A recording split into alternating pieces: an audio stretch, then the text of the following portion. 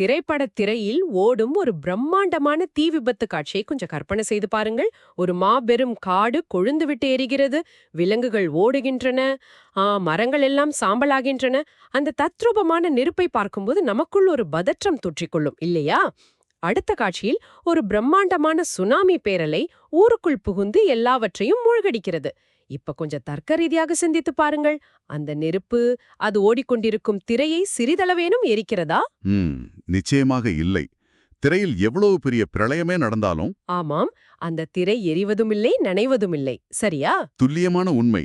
திரை என்பது அங்கே நடக்கும் அனைத்து உணர்ச்சிகரமான நாடகங்களுக்கும் அழிவுகளுக்கும் எந்த விதத்திலும் பாதிக்கப்படாத ஒரு அமைதியான சாட்சி மட்டுமே. இது ஒரு மிக முக்கியமான உதாரணம். இந்த ஆழமான ஆய்விற்கு உங்களை வரவேற்கிறோம். இன்று நாம் பகவத்கீதையின் 14வது அத்தியாயமான குணத்ரய விபாக யோகம் என்ற தலைப்பை மையமாக வைத்து சுவாமி பரமார்த்தானந்தா மற்றும் சுவாமி தயானந்த சரஸ்வதி அவர்களின் உரை விளக்கங்களின் அடிப்படையில் ஒரு பயணத்தை மேற்கொள்ளப் போகிறோம். ஆமா, ஒரு மிக முக்கியமான ஆய்வு இது. மனிதர்களாகிய நாம் சில நேரங்களில் ஏன் மிகவும் சுறுசுறுப்பாகவும் சில நேரங்களில் மிகவும் மந்தமாகவும் இருக்கிறோம்? நமது மனதின் இந்த வெவ்வேறு நிலைகளுக்கு காரணம் என்ன என்பதை தெளிவாக புரிந்து கொள்வதே இந்த ஆய்வின் நோக்கம். நீங்கள் உங்களை எப்போதாவது கவனித்திருக்கிறீர்களா? சில நாட்களில் உலகையே மாற்றிவிட வேண்டும் என்ற வேகம் இருக்கும், சில நாட்களில் ஆழமான சோம்பல் அழுத்தும். உங்களுக்குள் எழும் இந்த உணர்ச்சிகள் உங்களை மீறி செயல்படுவது போல் தோன்றும் இல்லையா? கண்டிப்பா. இந்த கேள்விகளுக்கான மூல காரணத்தை அறிந்து கொள்ள இந்த கீதை 14ஆம் அத்தியாயத்தின் ஆழமான தத்துவங்கள் நமக்கு ரொம்பவே உதவும். அந்த திரை உதாரணத்திலிருந்தே இதை அணுகுவோம். இந்த பிரபஞ்சமும் நாமும் 2 முக்கிய தத்துவங்களின் கலவை என்று நமது சாஸ்திரங்கள் சொல்கின்றன. ஒன்று புருஷன், மற்றொன்று பிரகிருதி. அதாவது நாம் முதலில் பேசிய அந்த திரைப்பட திரைதான் புருஷன். இது முழுமையான உணர்வுபூர்வமானது. இதற்கு எந்த வடிவமும் இல்லை, தனக்கென்று எந்த குணங்களும் இல்லை. அதனால் இதை நிர்குணம் என்று சொல்வார்கள். இது என்றுமே மாறாதது. ஆமா. மறுபுறம் அந்த திரையின் மீது ஓடுகின்ற படம்தான் பிரகிருதி. இது ஜடப்பொருள். இது தொடர்ந்து மாறிக்கொண்டே இருக்கும். இதற்கு குணங்கள் உண்டு. இதைத்தான் சகுணம் என்று குறிப்பிடுகிறோம். அப்படியென்றால் என்னை பொறுத்தவரை என்னுடைய உடல், என் மனம், இப்போது நான் சிந்தித்துக் கொண்டிருக்கும் இந்த எண்ணங்கள், இவை எல்லாமே தொடர்ந்து மாறிக்கொண்டே இருப்பவை. சரியாக பிடித்தீர்கள். எனவே இவை அனைத்தும் பிரகிருதியிலிருந்து உருவானவை. ஆனால் இதை எல்லாவற்றையும் அமைதியாக கவனித்துக் கொண்டிருக்கும் என் உள்ளுணர்வு, அந்த உண்மையான நான் என்பது எந்த குணமும் இல்லாத புருஷன். இது சரிதானே? முற்றிலும் சரி. உங்கள் உடலும் மனமும் திரையில் ஓடும் காட்சிகள். உங்கள் உண்மையான தன்மை அந்த பாதிக்கப்படாத திரை. ஆனால் மனித வாழ்வில் முழு பிரச்சனையும் எங்க ஆரம்பிக்கிறது தெரியுமா? எங்கு? அந்த திரை தன்னை திரைப்படத்தோடு அடையாளப்படுத்திக் கொள்வதா? அதேதான். நான் திரை அல்ல, நான் தான் அந்த எரியும் நெருப்பு என்று திரை நினைத்து கொண்டால் எப்படி ஒரு மாயை உருவாகுமோ, அப்படித்தான் ஆத்மா தன்னை உடலாக நினைத்துக்கொண்டு பாதிக்கப்படுகிறது. அதாவது இயல்பிலேயே குணங்கள் ஏதுமற்ற நாம் அந்த பிரகிருதியின் குணங்களோடு ஒன்றிப்போய் நம்மை கட்டுப்படுத்திக் கொள்கிறோம். சரி, அப்படி நமது மனதை ஆக்கிரமிக்கும் அந்த பிரகிருதியின் குணங்கள் என்னென்ன? இந்த பிரகிருதிக்கு 3 அடிப்படையான குணங்கள் இருக்கின்றன. இதைத்தான் குணத்ரய என்று கீதை அழைக்கிறது. அவை சத்துவம், ரஜஸ் மற்றும் தமஸ். சத்துவம், ரஜஸ், தமஸ். ஆமாம். இந்த உலகத்தில் உள்ள எல்லா பொருட்களும் நம் எண்ணங்கள் உட்பட அனைத்தும் இந்த 3 குணங்களின் கலவைதான். இந்த 3இன் விகிதம்தான் ஒவ்வொரு மனிதனின் சுபாவத்தையும் தீர்மானிக்கிறது. இதை வெறும் தத்துவ சொற்களாக இல்லாமல் நாம் அன்றாடம் உணரும் அனுபவங்களோடு பொருத்தி பார்ப்போம். முதலில் சத்வகுணம். இதை நிர்மலத்வாத் பிரகாசகம் என்று விவரிக்கிறார்களே, அது எப்படினா? அதாவது மனதில் எந்த குழப்பமும் இல்லாமல் ஒரு தெளிவான கண்ணாடி போல் இருக்கும் நிலை. நீங்கள் உங்களுக்கு பிடித்தமான ஒரு புத்தகத்தை படித்துக் கொண்டிருக்கிறீர்கள் என்று வைத்துக் கொள்வோம். மனது மிகவும் அமைதியாக இருக்கும். ஆமாம். கடந்த காலத்தை பற்றிய கவலையோ எதிர்கால பயமோ இருக்காது. ஒரு விஷயத்தை மிக தெளிவாக புரிந்து கொள்ளும் திறன் இருக்கும். அறிவை தேடும் அந்த அமைதியான மனநிலைதான் சத்துவம். ஓஹோ, புரியுது. அடுத்து ரஜோகுணம். இதை ராகாத்மகம் என்று சொல்கிறார்கள். இது ஆசை, செயல்பாடு மற்றும் வேகத்தின் வடிவம். இதை நான் எப்படி பார்க்கிறேன் என்றால், சொல்லுங்கள். திங்கட்கிழமை காலையில் அலுவலகத்திற்கு அவசரமாக கிளம்பும்போது ஒரு பதற்றம் இருக்கும் இல்லையா? நான் இதை சாதிக்க வேண்டும், அந்த பதவியை அடைய வேண்டும் என்று நம்மை ஒரு இயந்திரம் போல் ஓட வைக்குமே, அதுதான் ரஜோகுணம், சரியா? மிக துல்லியமான உதாரணம். ரஜஸ் உங்களை ஒருபோதும் அமைதியாக உட்கார விடாது. அது உங்களுக்குள் ஆசைகள் என்னும் ஒரு நெருப்பை மூட்டி உங்களை தொடர்ந்து இயங்க வைத்துக்கொண்டே இருக்கும். ஏதோ ஒன்று குறைவதாகவே உணரச் செய்யும். கண்டிப்பா. மூன்றாவதாக தமோகுணம். இதை மோகனம் என்று அழைக்கிறார்கள். இது அறியாமை, மயக்கம் மற்றும் மந்தத்தன்மையின் அடையாளம். இது எனக்கும் நம்மை கேட்டுக்கொண்டிருக்கும் நேயர்களுக்கும் மிக நன்றாக புரியும் என்று நினைக்கிறேன். விடுமுறை நாளில் நன்றாக சாப்பிட்டுவிட்டு சோஃபாவில் அமர்ந்து தொலைக்காட்சியை பார்க்க தொடங்கும்போது எந்த வேலையும் செய்ய தோன்றாது. ஆமா, எந்த ஒரு ஆக்கப்பூர்வமான செயலையும் செய்ய தோன்றாமல் ஒரு விதமான மயக்க நிலையில் ஆழ்ந்து போகுமே, அந்த மந்த நிலைதான் தமஸ். அதேதான். சரியானதை செய்ய வேண்டும் என்று தெரிந்தாலும் அதை தள்ளி போடும் மனப்பான்மை. இப்போ இதை வைத்து ஒரு முக்கியமான கேள்வி உங்களுக்கு எழலாம். ஒரு மனிதர் எப்போதுமே சத்துவ குணத்திலோ அல்லது ரஜோ குணத்திலோ மட்டுமே இருக்க முடியுமான் என்ற கேள்வியா? ஆமாம், அது முடியுமா? அது நடைமுறையில் சாத்தியமே இல்லை என்றுதான் தோற்றுகிறது. ஏனென்றால் உலகிலேயே மிகப்பெரிய ஆன்மீக ஞானியாகவே இருந்தாலும் அவர் இரவில் தூங்கித்தானே ஆக வேண்டும். சரியாக சொன்னீர்கள். தூக்கம் என்பது தமோகுணம். அவர் விழித்தெழுந்து அன்றாட பணிகளை செய்ய வேண்டும், அது ரஜோகுணம். தியானத்தில் அமரும்போது சத்துவகுணம். ஆக நாம் அனைவருமே இந்த மூன்றின் கலவைதான். எந்த குணம் ஆதிக்கம் செலுத்தி மேலோங்கி நிற்கிறதோ அதுவே உங்களின் அந்த நேரத்து பண்பாக வெளிப்படுகிறது. இதுவரைக்கும் குணங்கள் என்றால் என்ன என்பது தெளிவாக புரிகிறது. ஆனால் இங்குதான் எனக்கு ஒரு தர்க்கரீதியான முரண்பாடு தோன்றுகிறது. என்ன முரண்பாடு? சமஸ்கிருதத்தில் குணம் என்ற சொல்லுக்கு பண்பு என்றொரு அர்த்தம் இருப்பது போல் கயிறு அல்லது விலங்கு என்றொரு அர்த்தமும் இருப்பதாக நமது தரவுகள் சுட்டிக்காட்டுகின்றனவே. அதாவது பந்தன பிரகாரஹா. ஆமாம், இந்த மூன்று குணங்களுமே சுதந்திரமான ஆத்மாவை உடலோடு கட்டி போடும் விலங்குகள். தமோகுணம் உங்களை கவனக்குறைவு மற்றும் தூக்கத்தால் கட்டுகிறது. இதை ஒரு இரும்பாலான விலங்காக கற்பனை செய்து கொள்ளுங்கள். ஒரு இருண்ட இரும்பு விலங்குகள். சோம்பேறித்தனம் ஒரு மனிதனை கட்டி போட்டுக் கொண்டுகிறது. சரி. அடுத்து ரஜோகுணம். இது உங்களை கர்மத்தின் மீதான பற்றாலும் லட்சியங்களாலும் கட்டுகிறது. நான் இதை செய்தே ஆக வேண்டும் என்ற பிணைப்பு. இது வெள்ளியாலான ஒரு விலங்கு. ஒரு நிமிடம் பொறுங்கள். தமோகுணம் இரும்பு விலங்கு, ரஜோகுணம் வெள்ளி விலங்கு, அது சரி. ஆனால் சத்வகுணம், சத்வம் என்பது அமைதி, அறிவு என்று நீங்களே சற்றுமுன் சொன்னீர்கள். அது எப்படி ஒரு விலங்காக இருக்க முடியும்? அதுதான் இங்குள்ள மிக நுட்பமான உண்மை. சத்வகுணம் என்பது ஒரு தங்க விலங்கு. இரும்பாக இருந்தாலும் சரி, தங்கம் எவ்வளவு விலை மதிப்பற்றதாக இருந்தாலும் சரி, உங்களை கட்டி போடும் விலங்குதானே. ஓ, அறிவை தேடுவதும் அமைதியாக இருப்பதும் கூட ஒரு சிறையா? இதை நடைமுறை வாழ்க்கையோடு விளக்க முடியுமா? கண்டிப்பா. நீங்கள் ஒரு தனிமையான இடத்திற்குச் சென்று தியானம் செய்கிறீர்கள் அல்லது புத்தகம் படிக்கிறீர்கள். மிகவும் அமைதியாக ஆனந்தமாக இருக்கிறீர்கள். அந்த நேரத்தில் பக்கத்து அறையில் யாரோ மிக சத்தமாக பாட்டு கேட்கிறார்கள். உங்களுக்கு கோபம் வருமா, வராதா? கண்டிப்பாக வரும். என் அமைதியை இப்படி சத்தம் போட்டு கெடுத்து விட்டார்களே என்ற எரிச்சலும் கோபமும் உடனடியாக எழும். அந்த எரிச்சலுக்கு காரணம் அந்த பாட்டோ அந்த சத்தமோ அல்ல. எனக்கு இந்த அமைதியான சூழல்தான் வேண்டும் என்று உங்கள் சத்துவ குணம் ஏற்படுத்திய ஒரு பிடிவாதம்தான் உங்களை கோபப்படுத்துகிறது. ஆச்சரியமா இருக்கு. அந்த அமைதி என்ற கட்டமைப்பு என்னை சிறைப்படுத்தி விட்டது.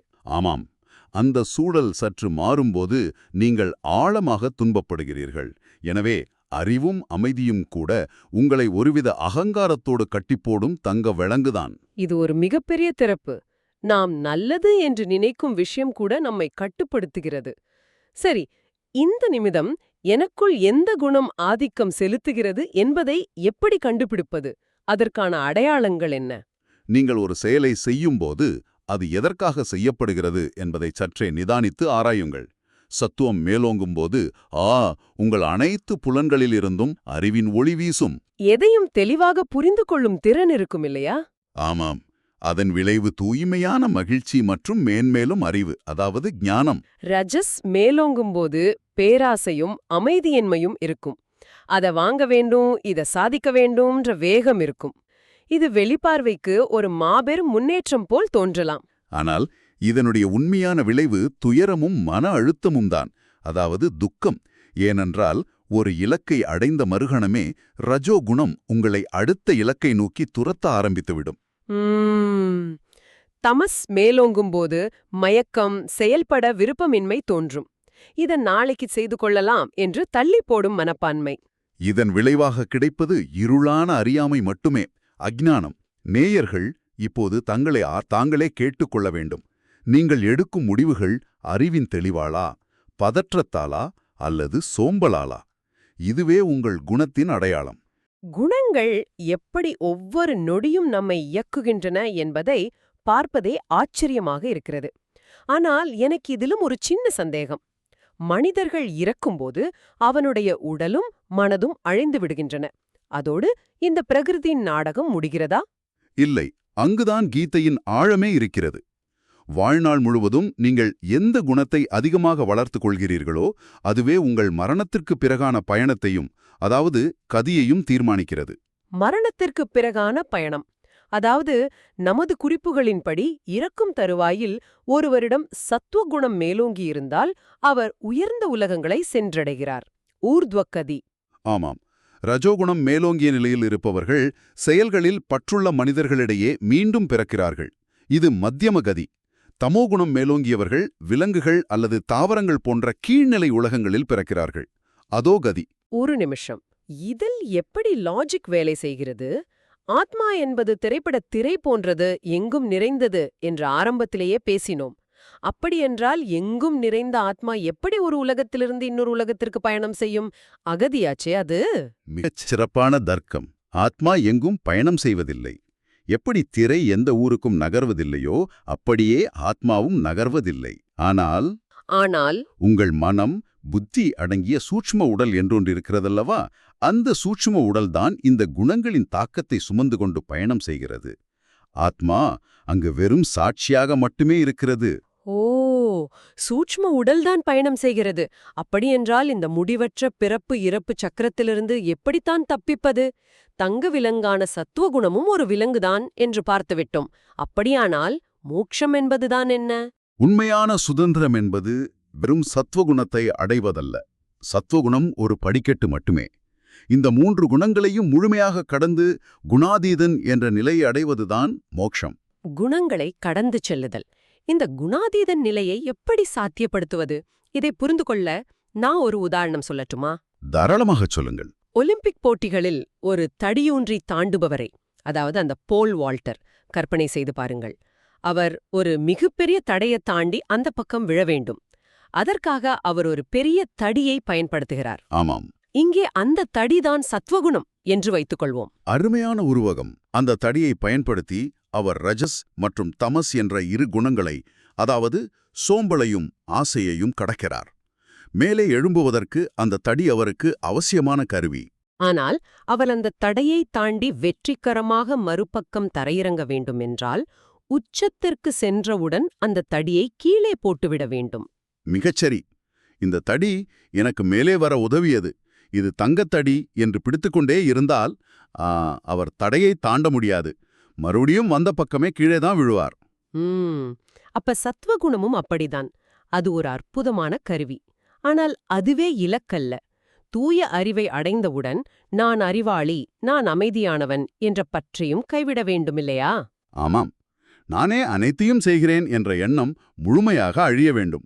எல்லாவற்றையும் கைவிடுவது என்றால் அந்த குணாதீதன் எப்படி இருப்பார்? அவர் இன்பத்தையும் துன்பத்தையும் சமமாக பார்ப்பார். சமதுக்க சுக்கக ஸ்வஸ்தாகா. ஒரு சாதாரண மண்பாண்டம், ஒரு கல் மற்றும் விலைமதிப்பற்ற தங்கம் ஆகிய 3ஐயும் சமமாகவே கருதுவார். புகழ்ச்சியையும் இகழ்ச்சியையும் ஒன்றாகவே ஏற்றுக்கொள்வார்.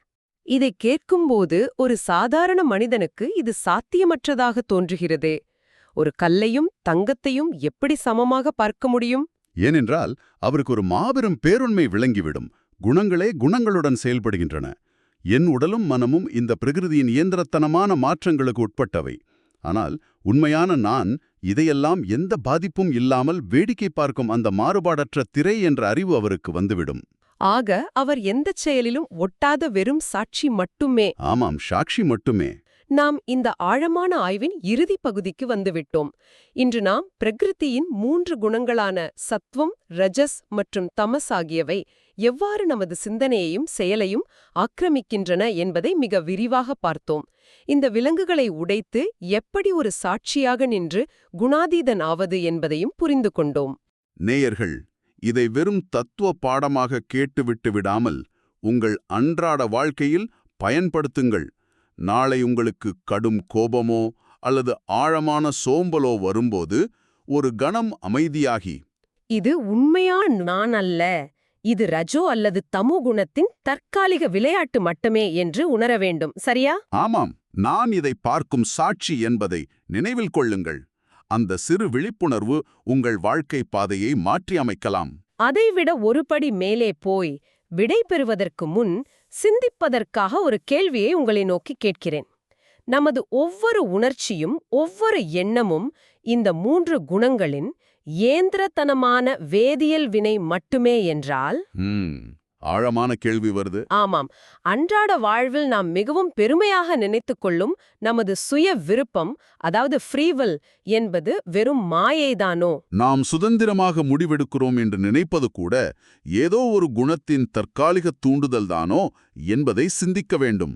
இதைப் பற்றி சற்று ஆழமாக சிந்தித்துப் பாருங்கள். உண்மையான சுதந்திரம் என்பது வெளி உலகை கட்டுப்படுத்துவதில்லை, நாம் எதனாலும் கட்டப்படவில்லை என்ற அந்த மகத்தான உண்மையை உணர்வதில்தான் இருக்கிறது. மீண்டும் ஒரு அற்புதமான ஆய்வில் சந்திப்போம்.